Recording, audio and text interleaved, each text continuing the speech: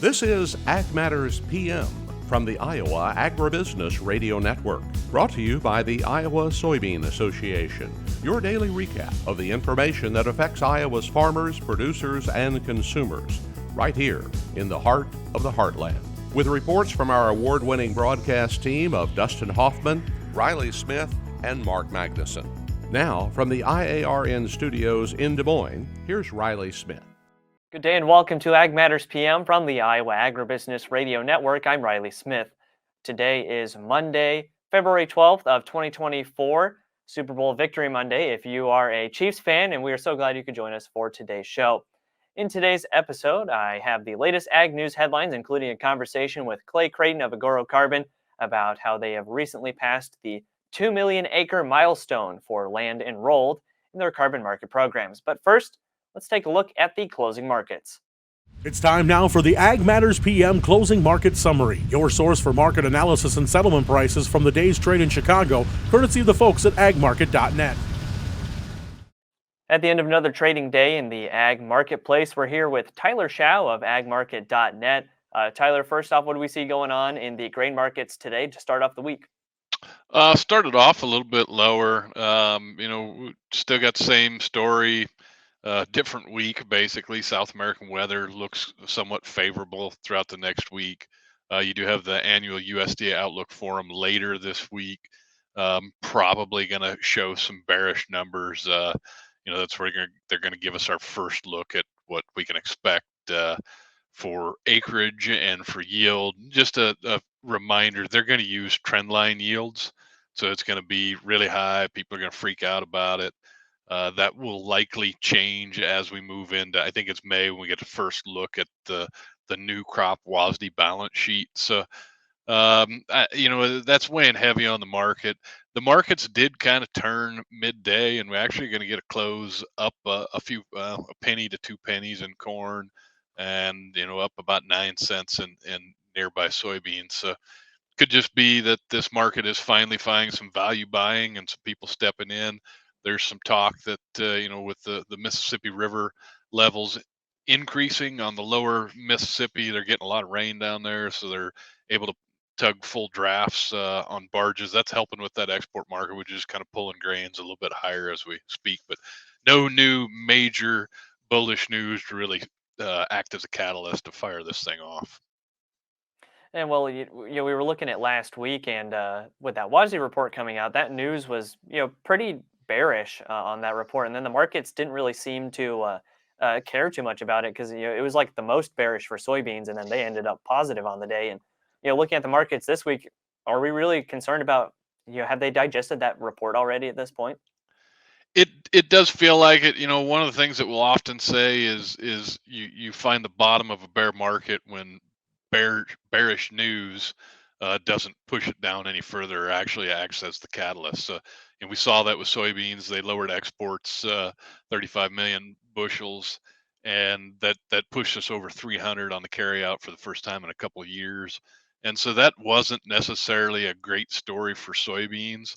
But there's an argument to be made that in future reports, the USDA is going to have to increase the crush to offset that. So, I mean, that's one of the things the market's really grappling with, and I don't know that anyone has the right answer, but this crush expansion is going to start chewing a lot more bushels domestically, which means those soybeans can't go away, so they've got to stay in the country. We're going to see more importation of beans from Brazil into the southeast coast. And typically that would be very bearish. And I'm not saying it isn't bearish. It's just going to be kind of the new norm as we adjust to the higher crush capacity in the U.S. And, we tend to, traders included, and economists tend to get kind of comfortable with the standards and the norms, and we kind of know what to expect. And all of a sudden you throw a wrench in that, and the norm is no longer normal. And it takes some time to digest all the information, kind of figure out what effect it has on the market. I'm not saying it's, got to be super bullish. I'm just saying that the marketplace and the dynamics are going to change as we move forward over the next year, because we've got something like 700 million bushels of crush capacity that have either recently come online or will be coming online within the next year to 18 months. And and it's just we're going to have to wade through it and see how that affects all of the angles of this soybean market. And Tyler, on the livestock side of things, what do we see going on in that trade today? Feeder cattle fired off really sharp this morning. Sold off a little bit through the day, but they're going to end up a buck to a buck and a half higher. The same story, different day there as well. Tight supplies. Cash cattle are selling very well in sale barns. A lot of growers up here where I'm at in North Dakota that are finding it hard to well, I should say they're finding it hard to stomach the price they've got to pay to buy calves to run on grass this year. So that's getting some people to back away from this a little bit. And that might be kind of tempering this market some as we move along. I still contend we've got to see this fat cattle market push higher if we want to see a sustained rally in the cattle market. You cannot go and pay board price for those steers in those back months and sell them at board price on the fat side and pencil out a way to make money on that right at the moment. So there's got to be the rally has got to come on the fat cattle side. Corn is cheap, so that's helping, but we're gonna have to see some spring in that. Right now, the fat cattle, I'm not gonna say it's tired, but it's just it's had a really good run there the month of January, and so far in February, it's just I wouldn't say struggling. It's nothing doom and gloom or anything like that. It's just kind of maybe reaching a peak and maybe taking a breather right in here. Maybe it's just a pause in the market and we're going to fire off again and move higher, but it's something I'd be watching. If you're a hedger, if you got cattle on feed, we're back at levels where, if the last 4 months scared you, better be pulling the trigger and getting some hedges or buying some puts on some way, shape, or form. Hogs, just kind of a nothing day. Traded up for a little bit, traded down. They're going to close a little bit lower. Just not a lot of new news in the hog market. All right, Tyler, lots of great information today. For those of our listeners and our viewers who'd like to get in touch and learn more from the folks at agmarket.net, how can they do that? Best is to go check out the website, agmarket.net. You can look up, see if there's a broker in your area, give us a call, and come check us out at the Commodity Classic in Houston in a couple weeks. And of course, Dustin Huffman will be down at Commodity Classic to visit with you all and have great content from down there as well. Tyler, thanks so much for having for taking the time to visit with us today, and we look forward to hearing more great market analysis from you again soon. Thanks, Riley. Take care. That again was Tyler Schau of agmarket.net. Let's take a look at how those numbers close through the market window at iowaagnet.com. March corn up 1.5 at 430.5. March soybeans up 9.5 at 11.93 even. March soybean meal up to 10 at 348.90. Soybean oil down 36 cents at 46.90. Chicago wheat up 0.75 cents at 597.5. Kansas City hard red wheat down 2 3/4 at 598 3/4. Minneapolis spring wheat down 1 3/4 at 682.5. March oats up 3 even at 378 1/4. On the Merc, February live cattle down 37 at 184.25. March feeders up 167 at 248.82. April lean hogs down 2 cents at 81.12. April pork cutout went unchanged at 88.12. And February class 3 milk up 7 cents at 16.20. And that's been a check of the closing markets here on Ag Matters PM. We're going to go ahead and take a quick break to hear from our sponsor, the Iowa Soybean Association and the Soy Checkoff. When we come back, I have the latest Iowa Ag News headlines. This is Ag Matters PM. Iowa Soybean Association is driven to deliver for Iowa's 40,000 soybean farmers. We're proud to provide objective agronomic research, a helping hand with soil and water stewardship, and timely industry news powered by the Soybean Checkoff. Learn more at iasoybeans.com.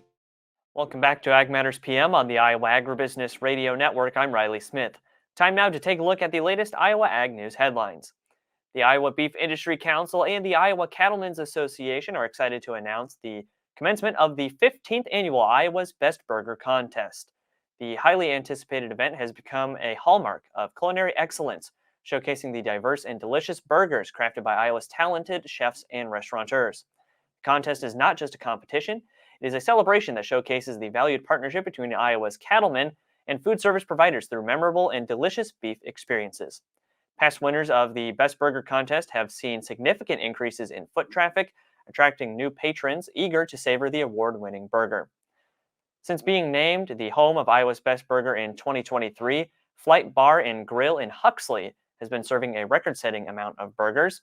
In addition to crushing the previous sales records, winning the annual Best Burger contest resulted in across-the-board increases for many food items during May. Flight Bar and Grill sold 5,000 Foundation burgers in May alone, and the year before, the average monthly sale was only $2.50. The 5,000 Foundation burgers totaled out to 4,600 pounds of beef, 4,500 pounds of French fries, and 1,300 pounds of white onions. For more information on Iowa's Best Burger contest, visit iabeef.org. In other news, Agoro Carbon recently passed the 2 million acre milestone for land enrolled in their carbon market programs. I talked with Clay Craighton of Agoro Carbon at the Iowa Ag Expo this year about the exciting achievement. We are here with Clay Craighton of Agoro Carbon. He's the regional sales manager, and obviously a lot of things to talk about when it comes to carbon markets. A big thing recently is hitting the milestone of having 2 million acres enrolled in carbon market programs. Just tell us a little bit about that. Yeah, I mean, that's a big step for Agoro and big step for carbon, honestly, in general, too. To be able to hit that 2 million threshold was huge for our team. That was something we were really pushing for the tail end of last year, and then they finally announced it in January. It's always good to start the year on a good note. Exactly, and just to have all those acres in there, obviously great for the environment, great for the farmers as well. So just tell us a little bit about, we've talked about it a lot before, some of those carbon market programs for grain producers that they can take advantage of.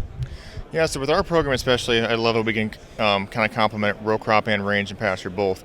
So on a row crop side, we have going to no-till or reduced tillage opportunities, and there's a lot of flexibility in that reduced tillage aspect that I urge farmers that even if they don't think they qualify, to at least talk to us type deal. And also cover cropping as well too, if you're brand new to cover crops that qualifies, but also if you want to, say you've been doing rye for years and years, and want to add a legume species cover crop, that can qualify as well too. So it really helps those legacy cover croppers. And then our nitrogen piece as well, we have some items around the synthetic rate reduction. So it's all based off kind of your baseline, what you get, and then reducing those synthetic, so lessening the greenhouse gas emissions. On the range side too, high level is grazing management practices, so more rotational grazing, improving fencing, stocking densities, rest periods, things of that nature, or seeding new species into your pasture can also qualify as a biodiversity addition, and also fertilizing your pastures actually too with the compost or manure or synthetic as well. I guess such a big thing when it comes to carbon market programs and really anything new that you're going to advertise for farmers is having it easy to put onto the farm, and that's kind of a big thing with you guys, is having that flexibility to whatever works for you. We'll make sure that you get the credit for that, right? Right, exactly. So I always say it kind of sounds cheesy, but we really try and tailor the program more to the grower rather than the grower try and fit into our program. So with that flexibility, we have different payment options where we can really do these combination contracts. I call them like an option A and option B, which essentially means some prepayments, some not. What's the benefits of your operation, the ins and outs of it, how can we really tailor this towards you? So having that flexibility and that kind of prescription basically for what we really need in your operation, I think is kind of sets us apart in the market. Right, and then for those of our farmers who would be interested in learning more, I mean, first off, is there anything else that they should know what's coming up with Agoro, or just as we get especially to, the fresh spring season that they should know about before they think about, maybe I'd be interested in getting involved? Yeah, I urge them to at least have the conversation, even if it's kind of been an afterthought, they don't know if it's really for them. It's at least worth mentioning and trying to see if it's the right fit for you. So urge them to have a conversation, like you said, at the beginning of the new year. It's a start. Everybody's thinking about what can I possibly do differently? How can I save some money here, add a new revenue stream here? That's where we come in. And then where I was going with that is for those farmer listeners who would like to get in touch and start that process of trying some new things, how can they do that? Yep, visit www.agorocarbon.com. We have a nice carbon calculator on there that can give you a rough estimate. You have a button right on there that says speak to representative and puts you in touch with a person like me. Clay, thanks so much for taking the time to visit with us today. Yep, thanks a lot, Riley. That again was Clay Craighton of Agoro Carbon. And finally, led by a record-shattering performance in Mexico and broad-based growth elsewhere, U.S. pork exports set a record value in 2023. Data shows December pork exports rose 10% from the prior year to 268,400 metric tons, the largest since May of 2021 and the eighth largest on record.